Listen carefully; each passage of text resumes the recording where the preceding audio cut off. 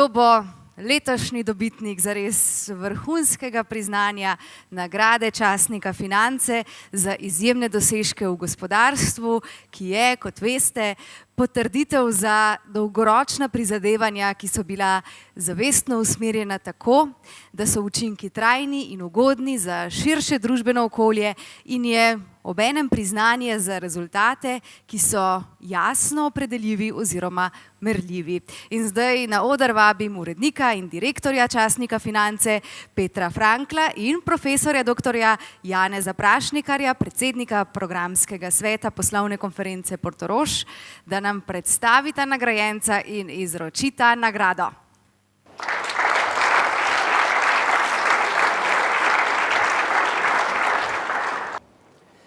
Nagrajenec častnika Finance za leto 2011 za posebne dosežke v gospodarstvu je gospod Ivo Boscarol Pipistrel.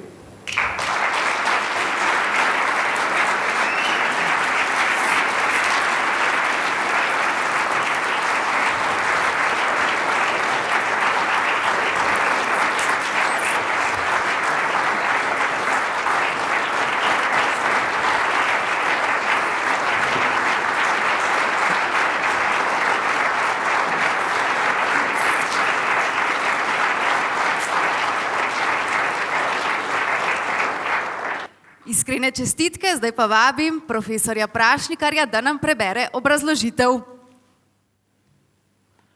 Preden začnem brati, bi rad povedal to, da je enkrat kolega Frankl rekel, se ti pa Ivo Boscarol, ko imaš usnjen jopič, tako da dobro nimava, ne? Ampak imata pa oba črte na suknjičih, tako da zopet ena stična točka. Ivo Boscarol se je na podjetniško pot podal že davnega leta 1987. Ustanovil je prvo zasebno tovarno letal v Jugoslaviji, proizvajalo je jadralne zmaje.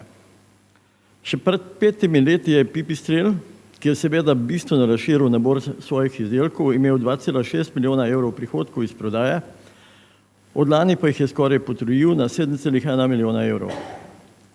Podjetje posluje z dobičkom.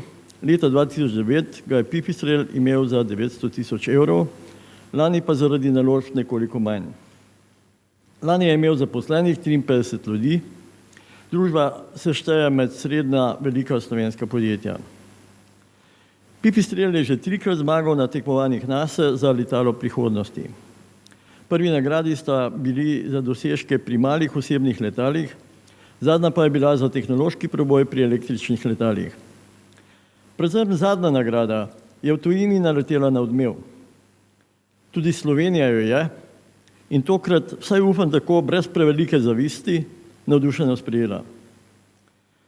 Poti podjetja Pipistrel in njegovega ustanovitelja Iva Boscarola sta zaznamovani z večnim iskanjem izboljšav.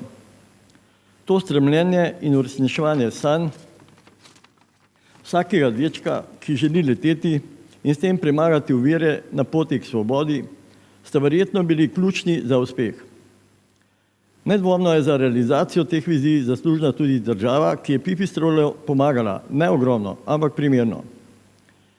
Tehnologije, ki jih nagrajuje celo NASA, imajo namreč, kot se reče v ekonomiji, pomembne eksternalije, koristijo nam vsem in zato vanje vlagamo, da od njih dobimo bistveno več, kot smo vanje vložili.